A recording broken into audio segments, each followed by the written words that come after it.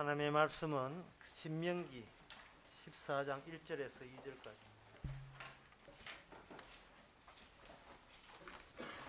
구약 성경 284페이지. 너희는 너희 하나님 여호와의 자녀니 죽은 자를 위하여 자기 몸을 베지 말며 눈썹 사이 이마 위에 털을 밀지 말라. 너는 너희 하나님 여호와의 성민이라. 여호와께서 지상 만민 중에서 너를 택하여 자기의 기업의 백성을 삼으셨느니라. 아멘. 하나님의 백성이 된다는 것은 사실은 이건 거짓말이라고 할 수밖에 없어요. 왜냐하면 우리가 누구누구의 백성이 된다는 것은 눈에 보이는 우리 같이 생긴 어떤 사람이 등장해야 돼요. 왕이라 하죠. 임금이라도 하고 군주라고 이야기하는데, 백성이라 하는 것은 나를 백성 되게 하려면 나와 같은 인간이지만 나와 다른 별개의 신분을 가진 어떤 유일한 어떤 분, 왕, 임금, 뭐 세종대왕이라든지 그런 사람이 등장할 때 당신은 나의 왕이요 나는 당신의 신하요 백성이다가 성립됩니다. 그런데 여기 오늘 성경에 보면 너희는 하나님의 자녀요 이래 있어요. 하나님의 자녀요. 이거는 어처구니 없는 이야기예요. 우리는 분명히 사람의 자녀입니다. 사람이 자식을 놓으면 그 자녀가 되고, 그 자식 놓으면 손자가 되고 손녀가 되죠. 이게 우리가 아는 전부입니다. 여기서 더 나가면 그거는 좀 미친 사람이죠. 근데 성경은 하나님의 자녀요라고 할 때 우리가 좋아하기는 뭐해요? 좋아하려면 건강했어야 되는데, 좋아하기는 따지고 믿더라도 따지면서 받아들이겠다는 거예요. 따지면서. 왜 우리가 사람의 자녀도 아니고 사람의 백성이 아니고 하나님의 백성이며 하나님의 자녀가 되는지를 따지면서 받아들이겠다는 겁니다. 그리고 하나님의 자녀가 되는 것과 사람의 자녀가 되는 것과 어떤 차이가 있는지를 우리가 느끼고 싶어요. 적어도 하나님의 자녀라 하면 또 멋있어 보이잖아요.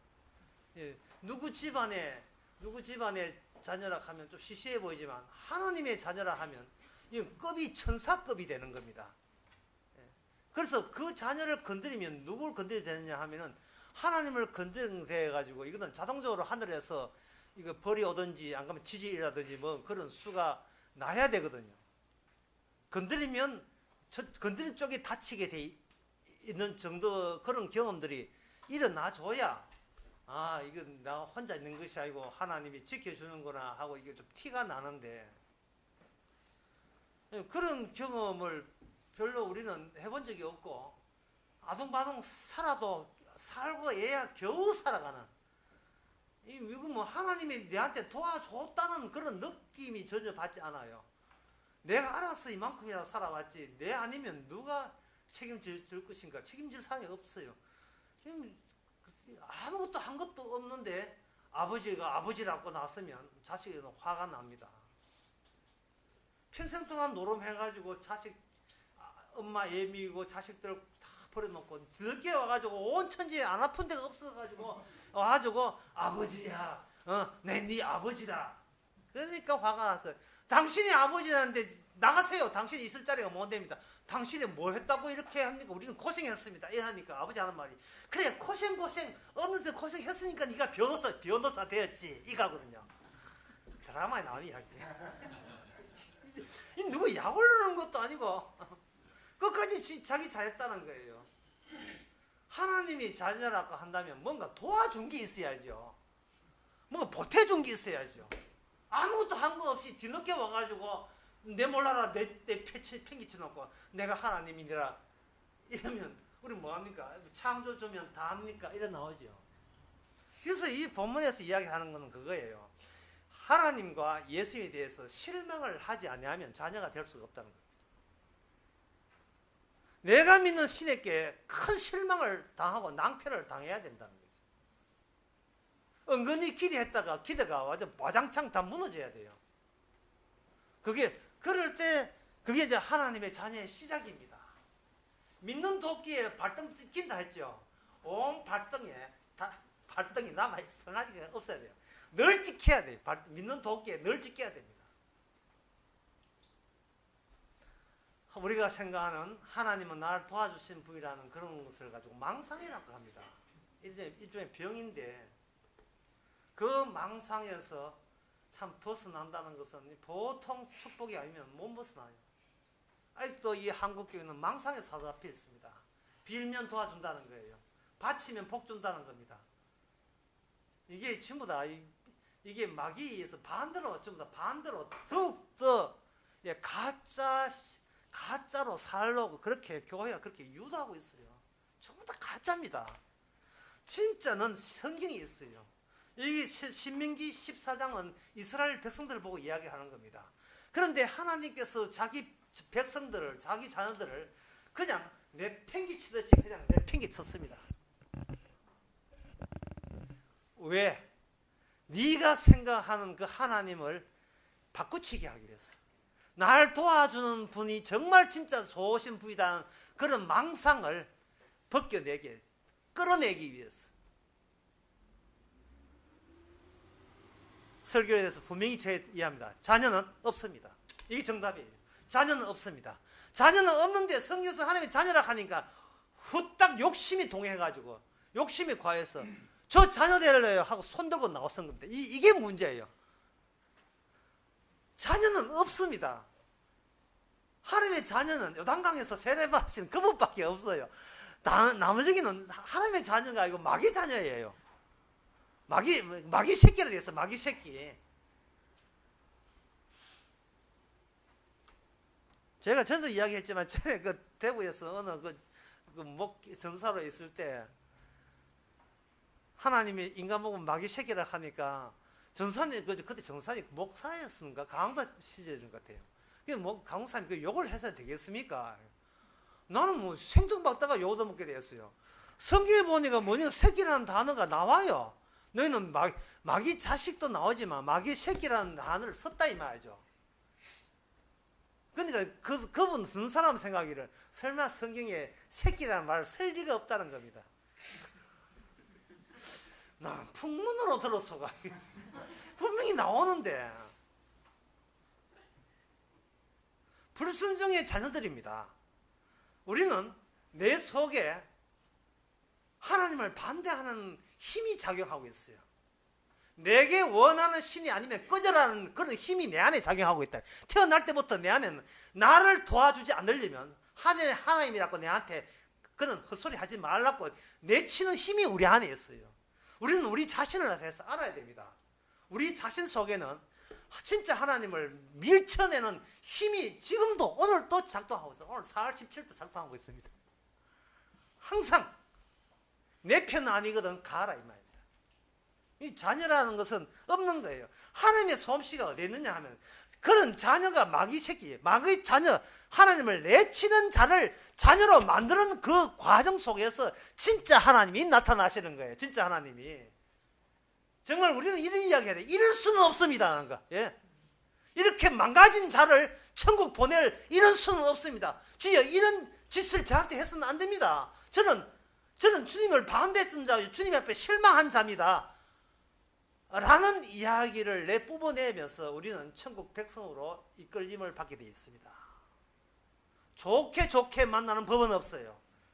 그러면 십자가라는 게 의미 없습니다. 하나님과 우리 사이에 좋게 만난다 그런 법은 없습니다. 좋은 게 좋다 그런 법은 없어요. 좋은 게 아니에요. 하나님은 우리를 미친 자로 간주합니다. 어디에 미쳤는가? 죄에 미쳤고 돈에 미쳤고 세상에 미친 자로 봅니다. 그것을 에베소서 5장 17절에는 한마디로 말해서 18절에서 술 취했다. 술 취하지 말라는 거예요. 이 에베소서 5장 18절에 술 취하지 말라는 말은 뒤에 술 먹지 말라는 말이 아니에요. 그래서 성경이 어려운 거예요.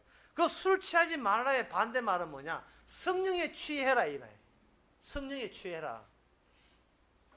성령에 취하게 여러분들은 뭐 신자니까 뭐 술 먹은 경험이 전혀 없을 거예요 아마.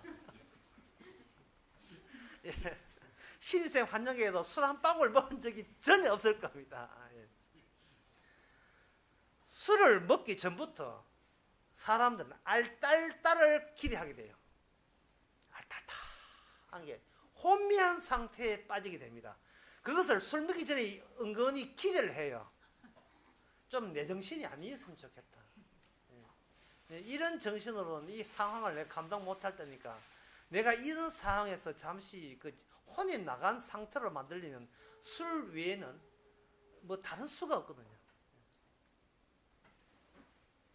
술을 퍼마실 때 노래는 게 있어요.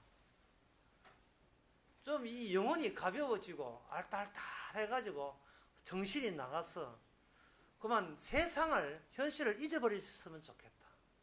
또 이 소리 듣고 또 술 또 땡기는 사람인지 모르겠으나 바로 그 상태를 취한 상태라고 부르거든요. 뭐냐 하면 현실이 있음에도 나는 빠져있는 상태를 취한 상태입니다. 현실이 현실을 느끼지 않고 나도 없고 나도 간 것도 없고 현실도 없는 상태. 그래서 고민하거나 고통을 느낄 그런 여지가 완전히 사라진 상태, 잠시나마 술 취한 상태가 취한 상태입니다. 그 술 취함을 반대말로 성령 취하라 했다는 말은 성령을 취하게 되면 바로 그런 상태에 도입되는 겁니다. 하나님 보고 이거 내놔라 저거 내놔라 왜 나를 꼬이게 하느냐 이럴 수 있느냐 할 때 그 입을 주께서는 술이나 농약으로 막 틀어막는 게 아니고 성령으로 틀어막아요. 성령으로. 입 다물어. 입 다물어. 이 자녀도 아닌 게 왜 말이 많아. 이 세상은 너를 위한 세상이 아니다. 그러면 우리는 또 달려들죠. 나를 위한 세상이 아닌데 왜 저를 태어나게 합니까? 라고 하게 되면 너를 자녀 만들기 위해서 만든 세상이다. 라고 하죠. 글쎄 그게 나 자녀 되고 싶은데 왜 내 뜻대로 안 돼? 이렇게 되죠. 자녀가 되려면 우리가 생각하는 현실이 이게 무뎌지고 망가져야 되고 실망스럽게 날아가 버려야 됩니다. 세상 그런 날아가 버리면 그 안에 같이 있던 나도 같이 날아가 버려요. 이게 취한 상태, 내가 없어진 상태가 되는 겁니다.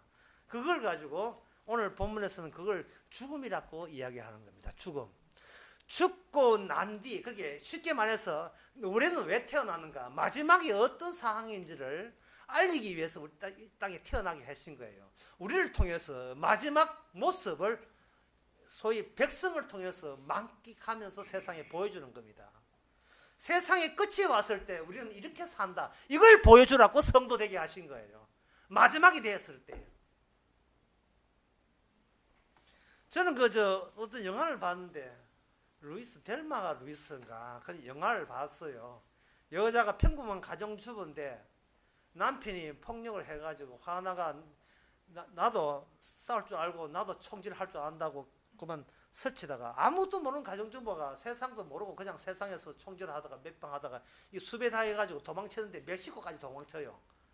저 위에서 멕시코까지 미국에서 도망치다가 계속 헬리콥터 떠가지고 이제는 항복해라 포위됐다. 이제 운전대를 놓고 차를 두고 이제는 자수하세요 라고 하니까 그 두 가정주부가 그 평범한 가정주부가 씩 웃으면서 절벽 끝에서 그냥 날라가지고 그 그랜드 캐년 같은 그런 데다가 그만 비행기가 아니죠. 차로 그냥 몰고 투신 자살해버린 게 마지막 장면입니다. 잠시 누렸던 자유를 잊을 수가 없다는 거예요. 그런데 그 자유를 누리는 방법이 뭐냐? 투신 자살이었어. 투신 자살. 잡혀서 웃사당하니 차라리 나 없다고 전해라. 나 이 세상에 없다고 전해라. 잠시 이 세상의 연극무대에서 이제 퇴장했다고 전해라. 이게 자살입니다. 그래 자살하면 구원받습니까? 하나님은 우리를 자녀를 자살하도록 유도하는데 어디로 자살하느냐 하면은 앞당겨서 마지막 그게 나라에 끄는 델마 루이스처럼 마지막 차 타고 모든 사람들이 나를 볼 때 나는 그들을 볼 이 세상에 대해서 어떻게 되나 실망스럽죠. 이 세상에 대해서 실망스럽다는 말은 곳에 무엇에 실망스럽다는 말은 그동안 내가 믿던 하나님과 예수님한테 배신당했다는 실망감. 그런 실망감 마지막에 나타나는 것은 실망감 외에는 나타날 게 없어요. 그 실망감을 가지고 실망을 품는 그들을 바로 성도로 그리고 하나님의 자녀로 하나님의 백성으로 만드는 작업을 주께서 하십니다. 이 사실을 아셔야 돼요. 교회에 나오셔야 될 이유가 신에게 하나님께 실망하기 위해서 나와야 돼요. 사실은 실망하기 위해서. 기도해도 뽀짝할 수 없고 헌금해도 알아주지 않고 역시 봉사해도 형편 나아지지 않고. 그게 뭐냐 하면은 껍질을 우리가 자꾸 그저 마지막을 깊이 하는데 깊이 하지 말고 용감하게 그 마지막 모습으로 한 발자국 나가라는 게 마지막 그 마지막 모습일 때 그 모습이 진짜 내가 몰랐던 나의 사탄의 종으로서 나의 마지막 모습은 실망과 실망 그 선에서 내 안을 비로소 들여다볼 수 있는 기회를 부여받게 되는 겁니다. 나 이것밖에 안 되는 존재구나. 14장 1절에 너는 너희 하나님 여호와의 자녀 죽은 자를 위하여 자기 몸을 베지 말며 눈썹 사이 이마 위에 틀을 밀지 말지라. 이게 무슨 뜻이냐 하면 이스라엘 백성 빼놓고요. 이스라엘 백성 빼놓고 모든 사람은 죽음에 대해서 예도합니다. 죽은 자에 대해서 예도하는 거 죽은 자와 관련성이 있다는 이야기거든요. 지금은 세월로 2년 동안 지금 예도하고 있어요. 예도하고 있다는 것은 뭐냐 하면은 네 사정이 안타깝다는 죽은 네가 안타깝다는 겁니다. 살아있는 내가 보기에 죽은 네 모습이 안타까워서 나는 네하고 같은 감정이다라고 힘을 부여하는 거예요. 힘내라. 잊지 않을게. 뭐를 잊지 않게 돼? 우리는 안 죽어야 되는데 억울하게 죽었다는 사실을 잊지 않을게. 이걸 지금 누구 보고 이야기하는 거예요? 세월호 죽음 보고 본인 보고 날마다 부추기고 있는 거예요. 나만 죽어도 너는 살아야 돼. 알지? 너 알지? 그거 잊지 마라. 나만 죽어도 너만 살아야 돼. 일본에서 지진 나니까 어떤 사람이 이런 댓글 달았어요. 한국 사람이요, 표정 관리하세요.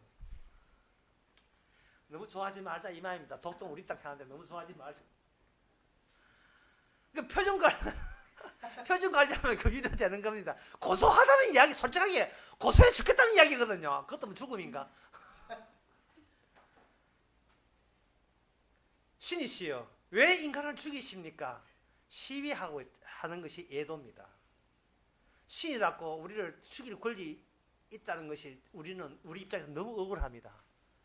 이양 살아난 거 제발 죽이지 마옵소서. 죽이면 가만두지 않겠습니다. 이게 애도예요. 일종의 반발이고 반항이에요. 사탄의 모습, 악마의 모습이에요. 죽은 자를 위해서 자기의 몸을 벤다는 것은 네 죽는다는 게 너무나 재수도 없는 일을 당했기에 죽어도 우리는 한편이잖아. 그러니까 네 죽은 게 아픈 만큼 내 몸에 날 아프게 내 몸에다가 내가 쭉쭉 갈아서 나도 고통에 동참해 줄게. 이게 뭐냐? 죽은 사람의 발목을 잡고 둘이 합쳐서 죽음이 찾아온 신에게 대항하고 항의하는 모습입니다. 이게 애도의 모습이에요. 이게 이스라엘 빼놓고 모든 민족들은 그렇게 했고 이스라엘도 포함해서 그렇게 해왔습니다. 이스라엘이 별게 있습니까? 애굽에서 이방 나라에서 뽑아 나온 사람인데. 근데 너희는 그렇게 해서는 안 된다는 거예요. 죽여놓기는 하나님이 죽여놓고 너희는 거기서 슬프게 봐서는 안 된다는 거예요. 지진을 누가 일으키니까 지진은 주님이 일으켜놓고 그 지진이라는 건 그걸 애도하지 말라는 거예요. 너도 마찬가지라는 겁니다. 땅 딛고 있다고 너 괜찮은 인간이고 저 지진이 났다고 망해야 될 인간이 이거 그런 거 아니라는 거예요. 이러한 하나님의 입장을 이해한다면 너는 하나님의 자녀가 되는데 이유가 뭐냐? 그 마지막을 넘어선 자가 아니면 마지막을 둔 이유를 모르게 되게 돼 있다 이 말이죠. 그 마지막마저 건너뛴 사람이 아니면 왜 하나님께서 우리를 궁지로 몰아넣는지 그 이유를 모르게 돼 있다는 겁니다. 그럼 마지막마저 뛰어넘을 수 있는 그 재주가 있느냐? 그런 재주는 인간에게 없어요. 그걸 마지막을 넘어서야 하나님의 자녀가 되고 하나님의 백성이 되는데 그걸 아무리 마지막이라고 자기를 해도 결국 그 마지막이라고 하는 그 모양새가요. 자기 죽음에 대해서 스스로 자기가 슬퍼하고 아까워하고 예도하는 폼만 내뿜을 뿐이에요. 인간이 사실은 모든 행동은 자기에 대한 연민입니다. 모든 행동이 자기를 너무 이쁘게 보는 연민의 행동의 여러 가지 다양한 모습들이에요. 이 눈썹을 사이를 밀으라는 말도 그 당시에 이방 민족에서 죽은 자 앞에서 자기의 신체 일부를 밀음으로써 너무 형제예요. 너무 슬퍼하지 마세요. 나도 죽도 살든 우리는 같은 형제로 함께 있습니다. 라고 위로한 자의 눈썹 미는 거예요. 눈썹 미는 거 생각하니까 옛날에 우리 할아버지가 저를 얼마나 구박했는지. 눈썹이 붙었으니까 니는 어디 가도 니가 평생 니는 복 못 받는다는 겁니다. 눈썹 붙었다고. 나 그 소리도 없고 저는 막 그걸 보면서 이 얼마나 원망했는지. 다른 사람 눈썹이 버렸는데 눈썹 붙어 있으면 속까지 들었고 복이 나오질 않는 거예요. 그래서 그 청소 때 눈썹 뽑는다고 이 눈썹 뽑아가지고 인위적으로 눈썹 뽑으면 되는데 이게 DNA가 이미 같이 있는 DNA인데 이게 못 핀다고 DNA 바뀔 일은 없었고. 그래서 제일 먼저 손님 태어나 제일 먼저 먹인 눈썹부터 먼저 봤어. 야, 눈썹이 얼마나 먼지. 왜 할머니 닮았지? 눈썹이 이만큼. 아, 12대. 아, 12대.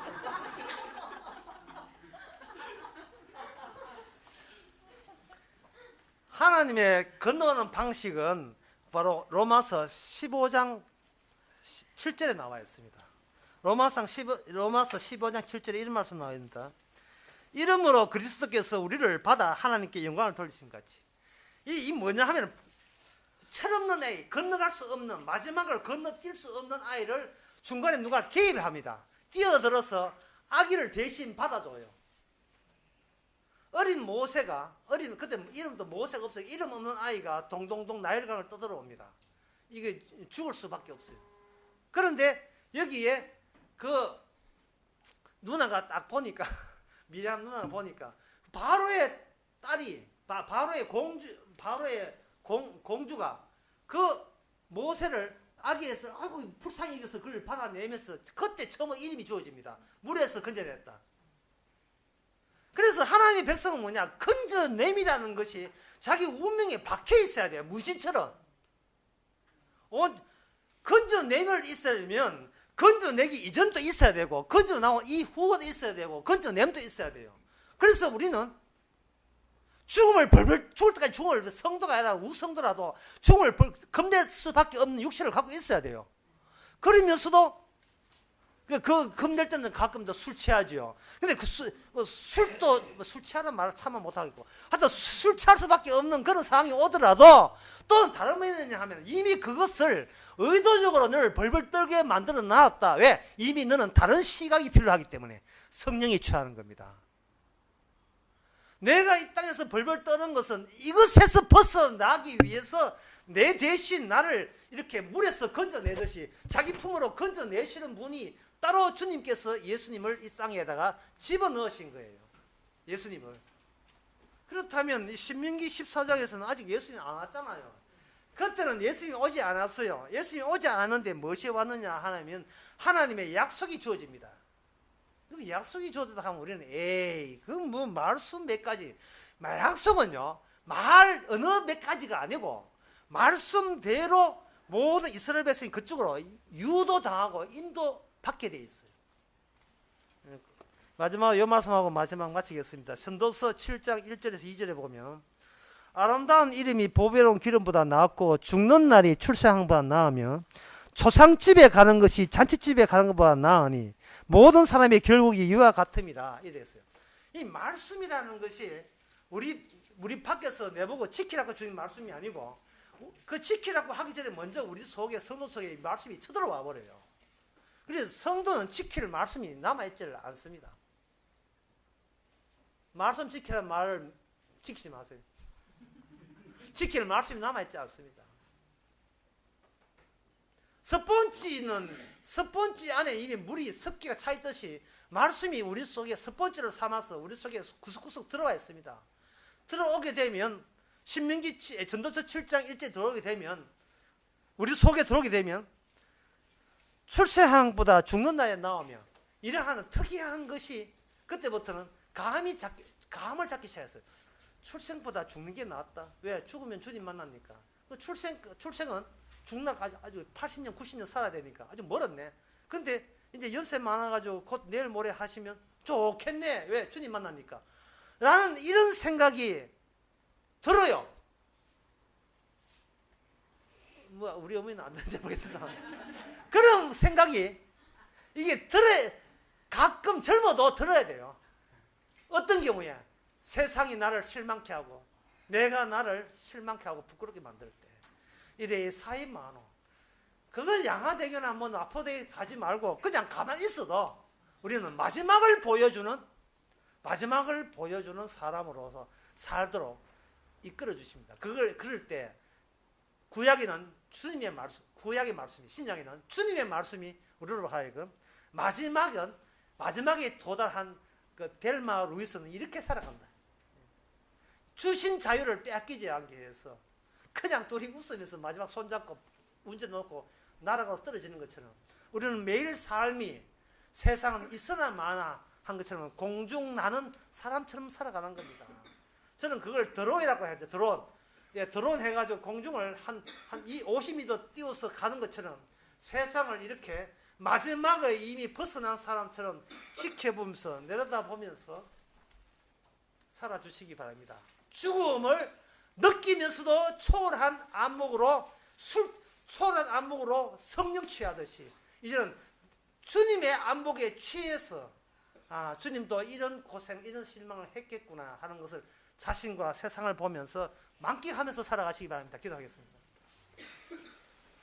하나님 아버지, 예도하지 말고 차라리 마지막 모습으로 살라는 주의 말씀은 오늘날 이 세상이, 우리가 생각하는 이 세상이 바로 질이 나쁜 세상인 것을 날마다 깨우치는 말씀인 줄 압니다. 우리가 말씀을 지키는 것이 아니고 이미 말씀이 그들에게 완성시켰다는 것을 잊지 말게 하옵소서. 예수님의 이름으로 기도합나이다. 아멘. 찬송가 186장 합시다.